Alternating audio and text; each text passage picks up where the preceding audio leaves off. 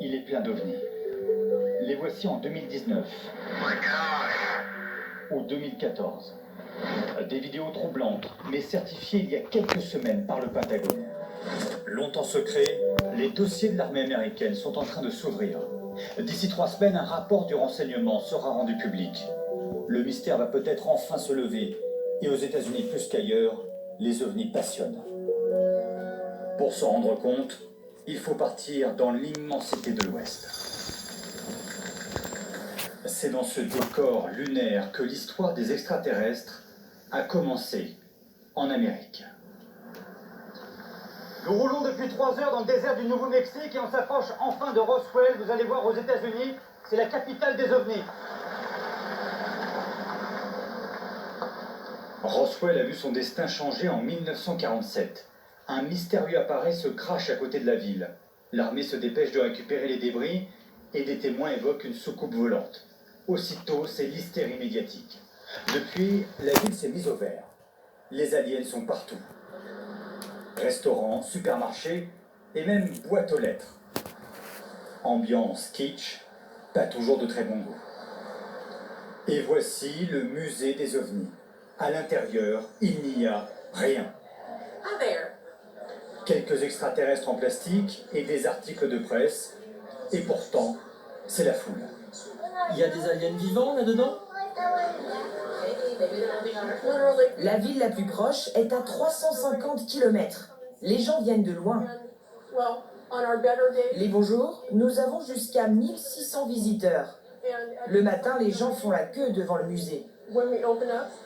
Ici, personne ne croit à la version officielle du fameux crash. Un ballon météo tombé dans le désert. C'est justement là que nous avons rendez-vous avec un chasseur d'ovnis. Frank est géologue. Il nous apporte ses découvertes trouvées au détecteur de métaux. Tout ça, ce sont des débris trouvés sur le site du crash de Roswell. Vous voyez, ce sont de petits morceaux de métal. Et ça, c'est un bouton d'un uniforme militaire. Ça prouve que l'armée a bien enquêté sur ce site en 1947. Longtemps traités de dingues, les chasseurs d'ovnis sentent que quelque chose est en train de changer.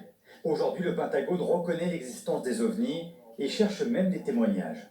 Je suis très enthousiaste. Finalement, le gouvernement reconnaît qu'il y a un phénomène qu'il ne comprend pas, qu'il y a une technologie très avancée qu'il veut comprendre et acquérir.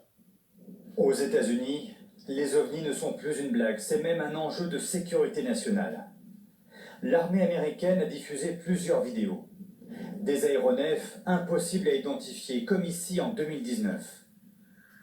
Autre exemple, en 2014.